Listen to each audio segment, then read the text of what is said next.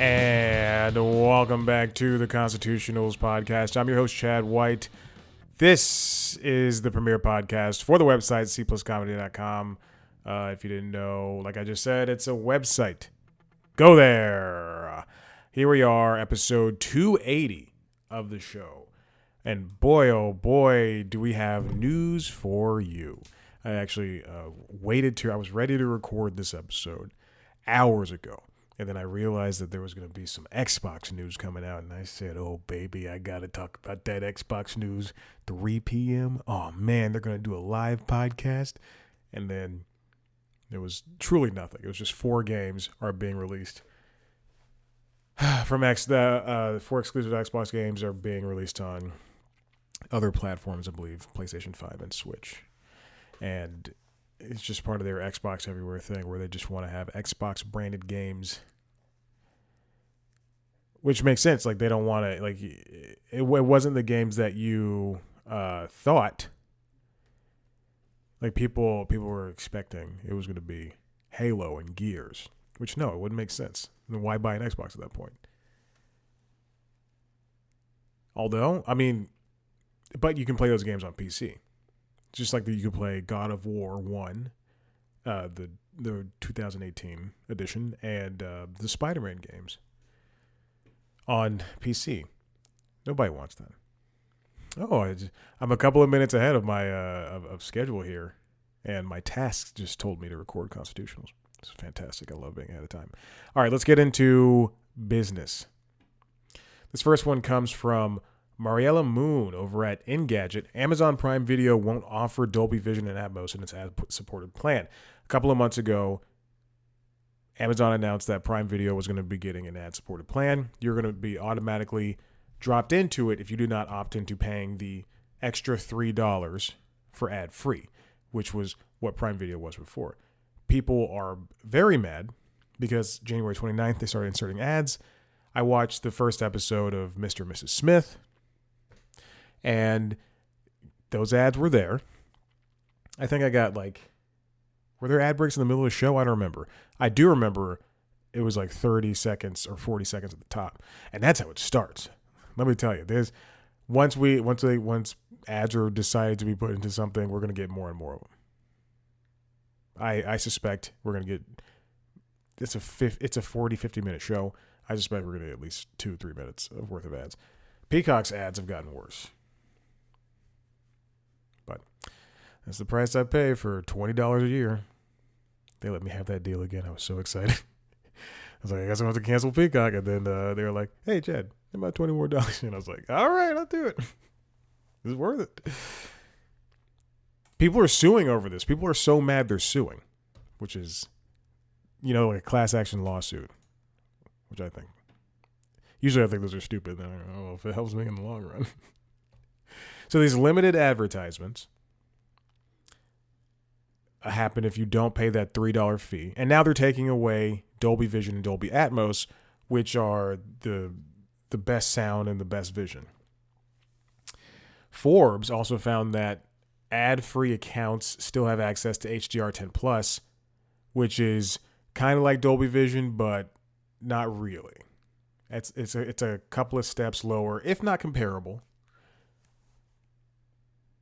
It's a stupid move. It's a stupid decision, and it's just for them. They try to make this $3 seem like it's a viable value, whereas again, I could turn on Peacock and watch as the new episode of SVU and be completely fine with having ads in the middle of it, with having 60-second ads, not these 90-second and sometimes 120-second ads. But the ad break happens.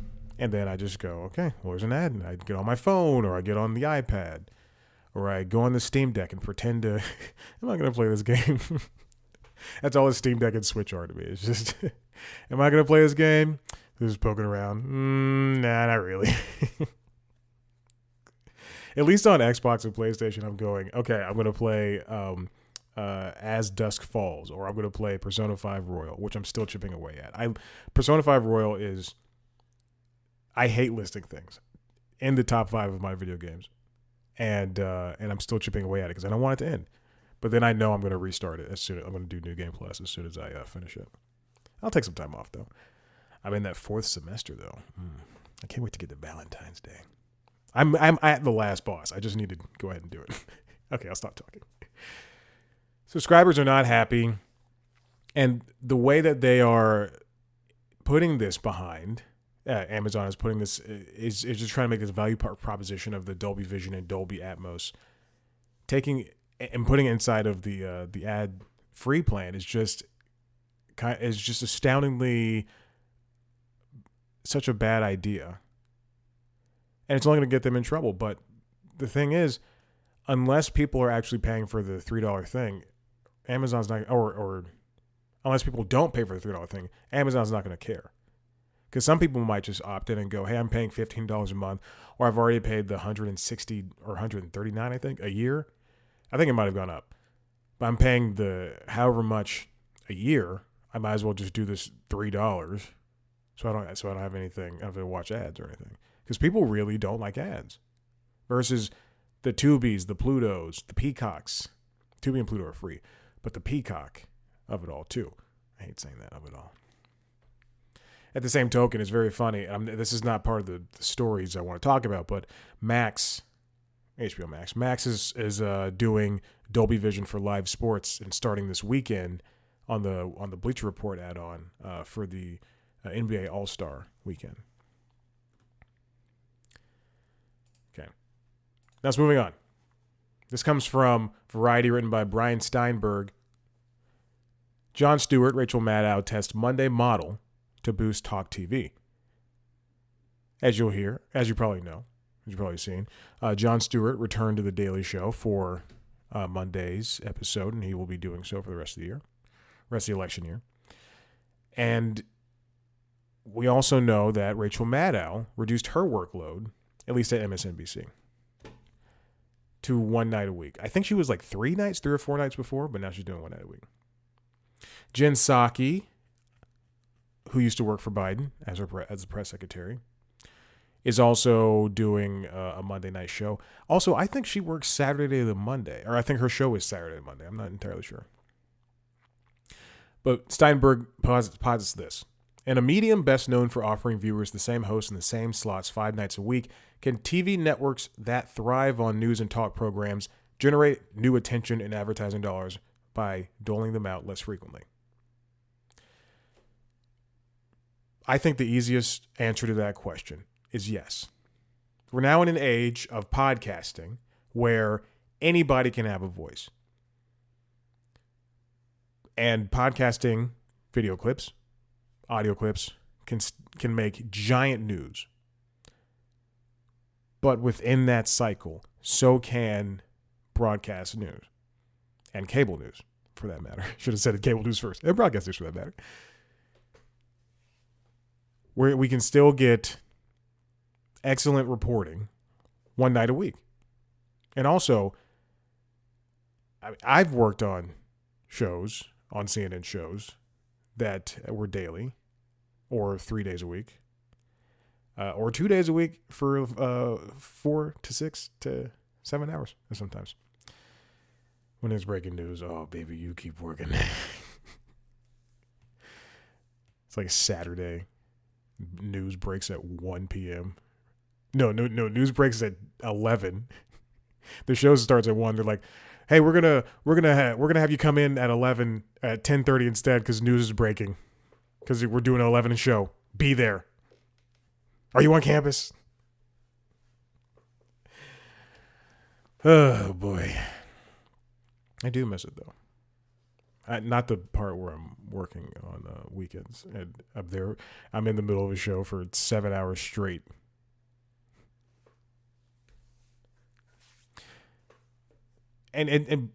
But what I'm getting at is it's all very possible to have them make a better version of the show 1 night a week. Not for the Daily Show. I think the Daily Show is still going to remain what it is, even without Stewart. I think it was a better show. What did the Reddit atheists think that was going to happen? It was going to come back and be. I mean, the show did get more viewers, but I mean, it was still Jon Stewart, and it was a modern day Jon Stewart.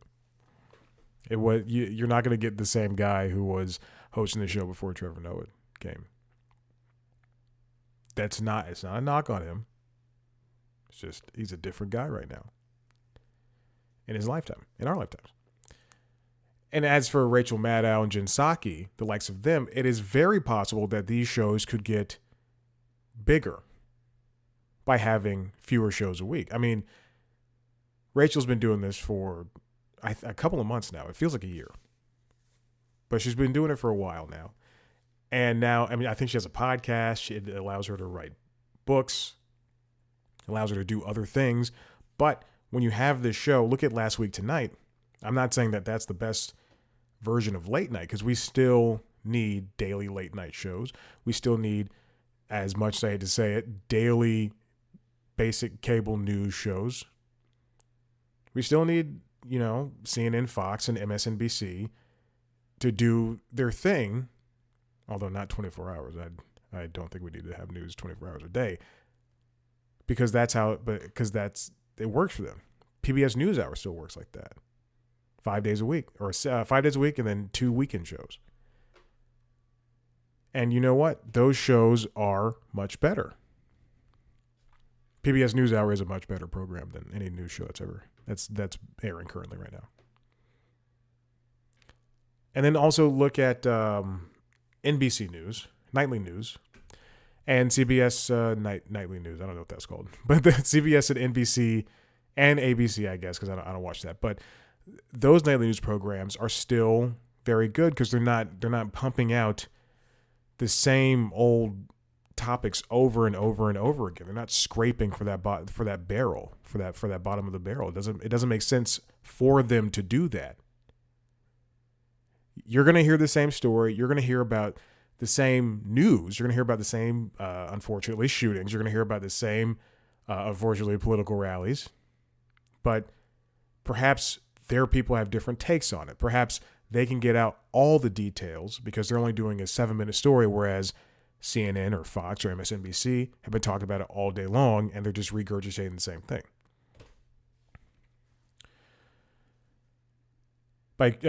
Steinberg writes, the task is a difficult one. By creating a Monday-only talent slot, both networks have created, they're talking about Comedy Central and MSNBC, what are essentially 3 different programs they must promote, market, and book.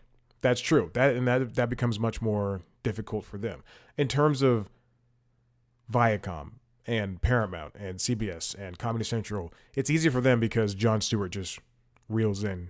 Well, like as I said, he brought in 1.23 million extra viewers, which is the highest ratings in a long time.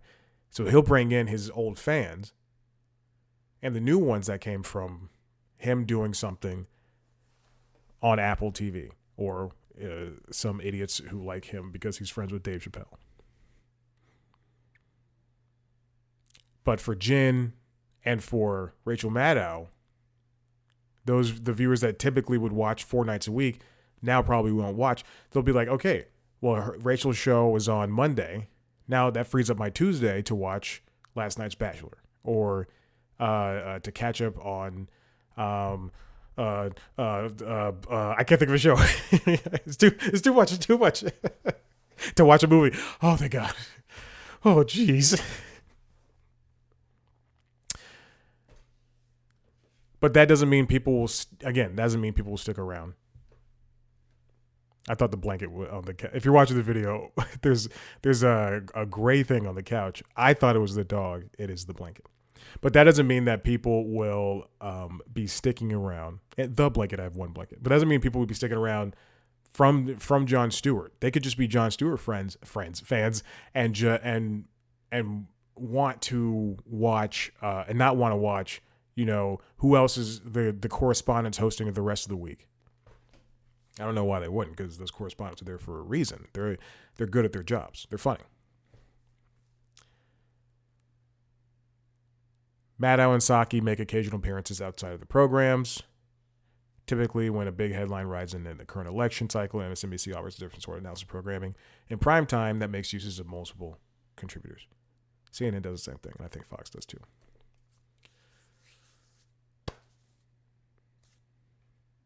The lack of original episodes has taken a toll on the Daily Show. Advertisers trimmed their support. In 2023, according to Vivix, a tracker of ad outlays, Daily Show generated nearly 20.2. We don't care about this. That doesn't matter. There are some signs that the Monday strategy can pay off a little. In 2023, advertisers increased their spending on MSNBC's Monday broadcast of The Rachel Maddow Show, according to data from ad tracking company iSpot. They had an 11.6 increase from percent increase from 4.9 to 4.9 million from 4.4. MSNBC has also seen new ad dollars committed to its 8 p.m. time slot Monday night, which is good. That's anchored by Chris Hayes. Mondays could be important. Mondays could be important moving forward. And in fact, you can make every other day important as well by not relying on the same old news strategy releases over and over and over again. Because people could want to watch Wolf Blitzer, but not 5 days a week. Isn't Anderson Cooper, like some people work like Wednesday to Sunday? Strange hours. Let's just, Fox and MSNBC and CNN should all sign a letter and they should all have regular hours. Nobody wants to watch overnights. They should have international programming and domestic programming. No overnights. Mostly because us workers. And also, nobody wants 24-hour news. Next up, this comes from Alex Weprin at The Hollywood Reporter. Disney's epic deal reignites Hollywood love affair with video games as Bob Iger bets $1.5 billion on a Fortnite investment that can re-energize his flagship's franchises. Other major studios are giving a new look at gaming divisions that have become IP-centric goldmines. Last year, we saw the release of a new Avatar game from Ubisoft. Yes, whatever. It's an open world game, and it doesn't reinvent what a Ubisoft game could be, but it definitely does do some interesting things. So interesting that it's on my wish list. Gaming is a giant industry, as we know, and it will continue to be so in the next couple of decades, especially as we move to, if you look at PlayStation, just because I think Sony said the PlayStation 5 has missed its sales mark, even though it's the leader in console sales right now. Xbox is trying to get everywhere. You can get Xbox Game Pass on your new LG or Samsung TV without buying an Xbox. You can just download the app and then subscribe to Game Pass. You can play it on your phone. You can take a Switch anywhere. The Steam Deck has made, it wasn't the first, but it has made the mini PC, the handheld PC, a viable option and very popular. There's a conclusion that Iger reached. We have to be there in terms of gaming, and we have to be there as soon as we possibly can in a very compelling way. No, he said that, noting that historically Disney has simply licensed its IP outside game studios. There's one game that Disney Dreamlight Valley. It was free for a little bit, and now it's, I guess, a paid game. But it's where you can make your character, and you live in this world. God, I can just Google it. Dreamlight Valley. Yeah, Disney Dreamlight Valley. I'm not good at math, but I know this game. I played once to get an Xbox achievement and pass a mission on my Xbox points and get some points and stuff. It's crazy. But it's kind of like an RPG where you go around and you're friends with Simba and Mike Wazowski and I Name a Woman, Cruella de Vil. Who's the sexiest villain? Is it the octopus lady? Is it Cruella? I think it's Maleficent. Ooh. Some might say Scar. I say you're wrong. The stunning data that led Disney's biggest bet to gaming ever, a $1.5 billion investment in Fortnite studio Epic Games, run by Tim Sweeney, and a promise to create a, quote, games and entertainment universe filled with Disney IP interoperable with Fortnite, which means they're probably gonna, we see sometimes Fortnite drops of playable characters of people we know. You know, you'll be like Charles Barkley, The Weeknd, whatever, and your skin is whomever that character is. Transformers. So we'll probably see more. We'll probably see Wreck-It Ralph, or we'll probably see who else is a Disney character? Ariel. What is going on with me today?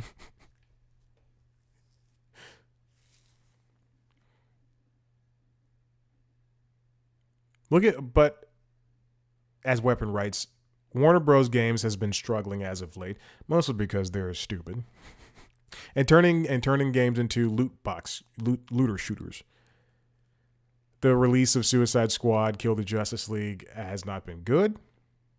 The game has come out to okay criticism. Not good, not horrible, some bad. And the game before that came Gotham Knights.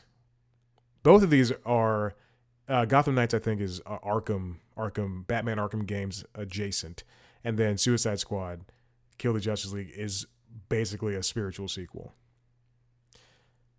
But Gotham Knights came out to horrible reviews. And then Netflix is over here buying up studios. It re-released the Grand Theft Auto trilogy. It didn't buy those games, but it helped re-release the best versions of those of GTA Vice City, GTA San Andreas, and GTA 3. The best versions of those games since they originally came out. There have been re-releases of those games that came out last year, and they weren't good on the modern consoles and on modern PC. And then they were released on the on Xbox Live and PlayStation stores years before that, and those were the mobile remakes that came out for phones around the same time. So those weren't very good. So for the first time, we get a good Grand Theft Auto trilogy, and unfortunately, it's on your phone and iPad, and I think it maybe Mac as well, because you can access the Apple Store. But even still, Netflix had to buy up a studio just to have Oxenfree and Oxenfree 2 and other made for Netflix games, or even just acquire games that are a part of your subscription for now. And that's going to take time, I guess. I mean, at some point, they're going to probably start charging. Not have to. They're going to start charging. And then we're going to be like, do we really want to play Oxenfree 2 on our phones? Do I have to pay $5 a month for that on top of the $23 a month I already give them?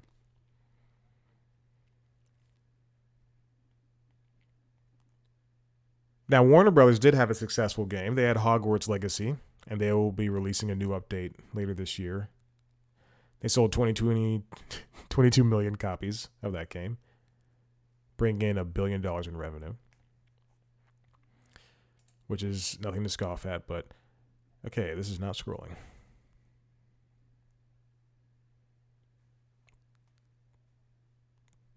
Disney had nothing to do with Spider-Man 2 because that's the Sony release. EA produces the Star Wars games. But Disney's now going to try to dip its toe in a little bit more. Maybe we'll see a Fortnite Disney. We'll see a spinoff of that. Or Fortnite just released three new modes, like a racing mode and a Lego mode and another mode that I cannot think of for the life of me. But maybe we'll see a mode with Disney characters, strictly for Disney characters. Now that companies aren't going to be making, studios aren't going to be making a lot of shows and movies, because we're going to be seeing that in a second. It is important for them to get out in front of this and start making diverging their dispersing, spreading out their IPs to as many avenues as possible. I was listening to Pearl Jam radio on Sirius XM today because that is the kind of mood I'm in. I love Pearl Jam. And I think it would be, now that I'm talking about Disney making its, dispersing, spreading out its IP, I think it would be very fun. Because on Pearl Jam radio and on U2X radio, fans can host, and I'm sure on Radio Disney, fans can host, and Kids Bop Radio, fans can host their own shows. Not shows, but they can be like guest DJs. It can be guest DJs, and you put in 5 songs, and hey, I'm a Pearl Jam fan, and here's 5 songs I think you should listen to, and it's like Once and Daughter and Alive and Even Flow. One more song, Lightning Bolt. Good. I think, Lightning Bolt. I thought that was the name of an album. It is. And a song. And then you tell a story about why you like that or how it affects you or whatever. Disney should do that, but with their characters. Like, they should have Chris Dimitopoulos come in and host as Mickey because he's the voice of Mickey. And you'd be like, oh boy, this is my favorite song from Little Mermaid. Third Little Mermaid reference today. A whole new world. I love it when she talks about spiggly spooks. Sounds racist. This next one comes from Peter White. Peak TV is over. Number of original series falls for the first time in a decade, as per Netflix. Now, every year for the past couple of years, John Landgraf, who is the head president of FX, has taken it upon himself and his company to count how many original scripted titles are out every single year. And this is the first time in years that scripted titles have fallen. A significant margin, at least. There's a 12% drop from 2022 to 2023. 516 scripted titles were on air in 2023. Now, besides the 2020's COVID year, that's been the biggest drop. It's notably down from 600 shows that aired in 2022, which itself was a rise 7% before. It's been rising ever since streaming has become a thing. Buoyed by Netflix, Hulu, Disney Plus, Peacock, Paramount Plus, the rest, Roku. We knew this drop was going to be coming, especially after the pandemic and especially after strikes. Shows were getting canceled left and right. God, I was trying to avoid seeing a thumbs up today on the video. Mac, turn these off. I can figure it out, but I always forget.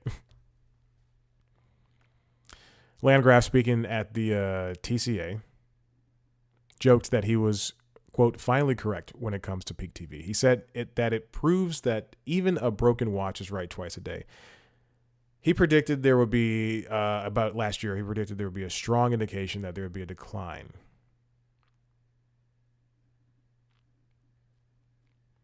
FX didn't break out the number of new shows in the first half of the year, as they previously have. The strikes were a part of it.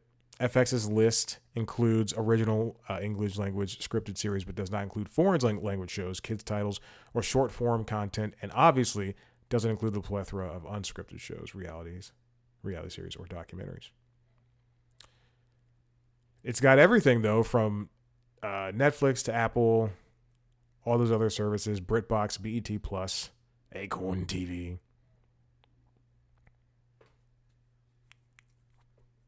In 2020, it was $4.93, but that made sense because they were holding on to shows and things. The last time it was below 300 was 2012, and before that, in 2002, it was 182.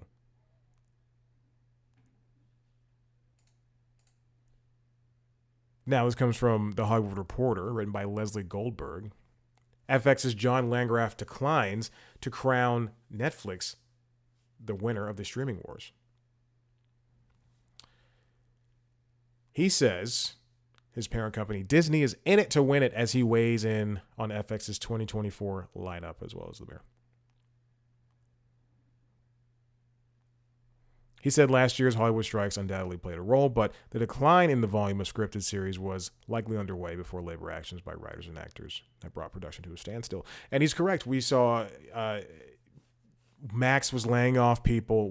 Warner was laying off people, and now we're getting layoffs from Paramount across the board in television, the streaming as well. They're not going to be pulling in any foreign shows, which I'm sure that even if they were financing those shows, that would not count. I don't know. He calls the change a realignment for the industry. He said, I can forecast that in 2024 we'll see more year-on-year declines between this year and last year. They've been tracking these shows for 15 years. At one point, there were more than 60 networks, which is just an unsustainable as watching such under shows, and he's correct. We're seeing that with networks like Paramount Plus. Not Paramount Plus, Paramount Network, excuse me, and Comedy Central. YouTube TV added an extra Nickelodeon channel because we had like Nickelodeon, Nicktoons, Teen Nick, and another one, and it just popped up on my feed one day, and I went, "Why is this here?" I think it might have been, was Teen Nick originally on there? I don't know. I know Nickelodeon and Nicktoons were on there, but it's hard to. The only reason to have that many channels, to have 60 channels, is to sell ads, and it doesn't matter what's on there. I mean, look at G4. G4 lasted for years when all of its shows were canceled, save for Attack of the Show, and it was eking out crappy reality shows along with Cheaters and Cops, and then once a week at 7 p.m. Eastern, you would get Attack of the Show. In an era in which Warner Bros. Discovery is licensing HBO shows to Netflix after previously trying to compete with the streaming giant, Landgraf was asked if he was worried the industry was making the same mistake and further building up the former DVD by mail company. He says, and I quote, "I hope we're not making the same mistake again. You don't want a one-dimensional ecosystem. You want a competition and balance. For Disney, I wouldn't say the streaming wars are over. They're far from over. We're in it to win it, and I'm bullish about Disney's future." And he's correct about that. Even though Netflix is the market leader, imagine if we saw Hulu, Disney Plus, Max, Paramount Plus, Peacock. What if we just saw them go away and Netflix became a $70 behemoth? It would be soul crushing for the industry, and they would be paying, the pennies to everybody that they paid to their workers and other things like that. Workers. And you don't want PlayStation to be the number one, the only one. You want something to keep pushing. That's what drives Xbox to want to put Xbox everywhere. Well, if they can't sell the hardware, the same amount of hardware that Sony is selling, then they're going to then they're going to try to put it everywhere, because that's where the inevitable future is. Android, and you don't want everybody to have Android. You don't want everybody to have iPhone. You want options. This is why it was so important for the European Union to bring in the App Store, to break down the rules of the App Store. Even if it means that it's only in Europe, or that Apple has to be have a little bit more scrutiny when it comes to what apps are available on the adjacent app stores that are on its device. I don't know if that's happened yet, but we shall see. Competition is important, and it should keep striving for it. On the other end of the spectrum, they have to start thinking about the audience. Not everybody's going to pay the $23, $24, $25 a month for one streaming service. When the sports thing comes out from Warner Brothers and Disney and Fox, it's going to be a niche service, even if it's driving people away from cable or Fubo TV. Fubo TV, it's Damon Johns. It's just all Damon Johns.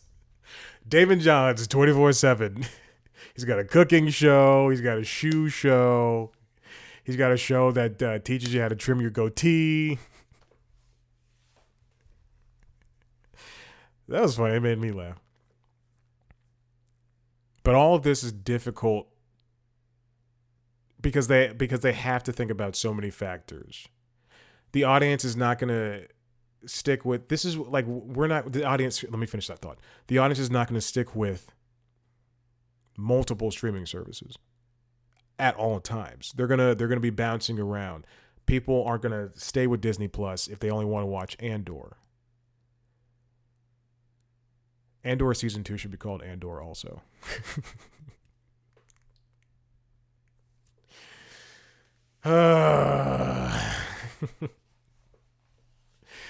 People aren't gonna stay with Max if their shows are getting pulled off. But if you license those shows to Netflix, then you'll or to other properties, then you'll get those eyes on those other properties. You're still going to get that person's money. I hate that Westworld is off of Max because I did not finish that show. I also hate that I don't have access to the Screeners app anymore, but it's neither here nor there. But you can go to Tubi and watch that with ads and no 4K. You can watch Band of Brothers on Netflix. And hey, maybe that'll make you go, I missed the other HBO stuff. Let me subscribe to Max. You can watch Insecure on Netflix. You can watch Spider-Man No Way Home on Starz. Hey, I want to watch the other Spider-Man movies. Let me go to Disney Plus. As much as these companies want the single dollars, they're going to have to divest, diverge. Do cares? That's the title. Okay. Yeah. It's these companies are they're going to be, with all these cancellations, they kind of have to focus on quality. They have to focus on quality more so than quantity. And Netflix is the real villain when it comes to that, because that company will pump out truly any amount of shows. But now I think they're going to be focusing more on reality and documentary type things. But we're going to be seeing less and less shows come. And I hopefully that means that they're going to be paying people fair wages. That I'm talking about above the line and below the line. Above the line are the actors, below the line are the crew. And B, I hope it means we're going to get better product. And I hope that also means that there's less of a chance of a show being canceled due to, it's not blowing up on TikTok or something. Or any of those types of ratings. Because it really stinks when there's a show that obviously a lot of people are watching, but just because it doesn't perform to Netflix's or whatever streamer standard, then they cancel it.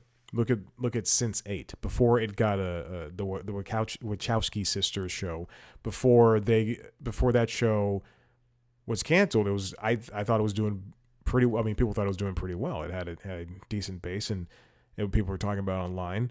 And then the show was canceled, and I think after its second season dropped, and then it took petitions and fights to get that single movie rather. Same thing for Blind Spot? No, Timeless on NBC. Luckily, that show landed after it was canceled in its second or third season. It landed a movie. What I'm saying is, let things end with movies.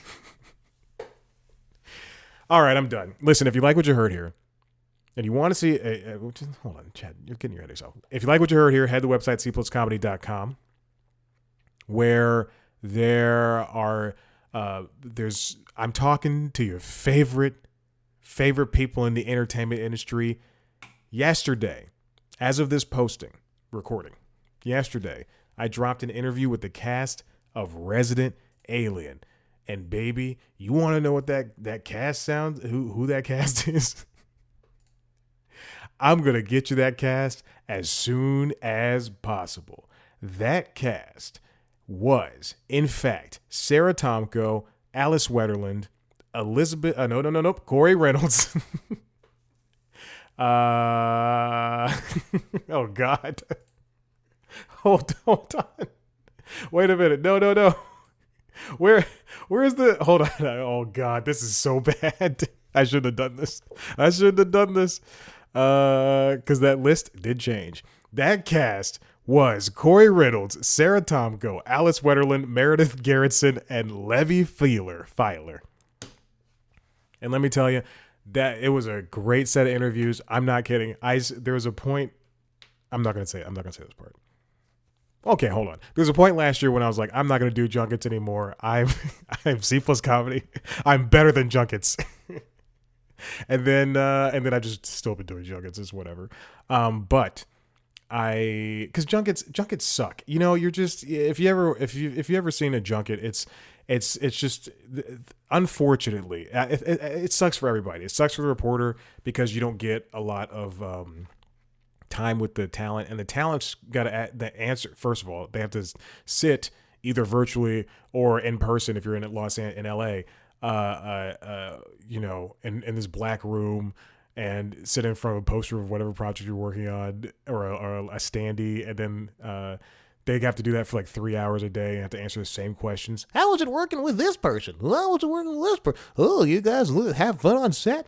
That's why I don't want to talk about my process for my questions. Let's just say I don't write anything down. Let's just say that I shotgun all the information I need, and then I just have a conversation.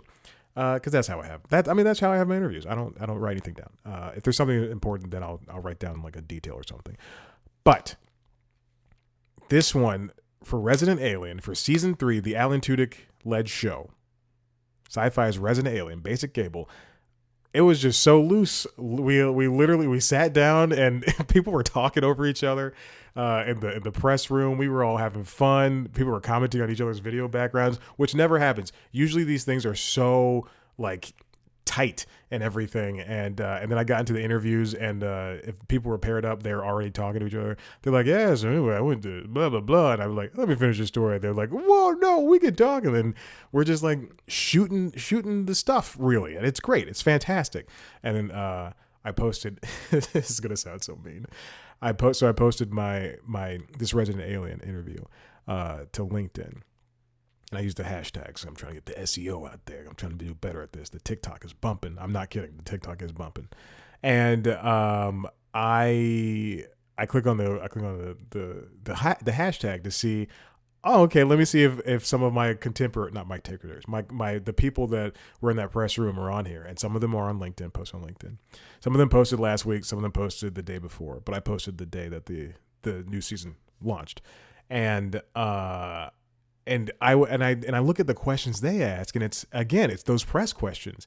What's going to be different about season 3?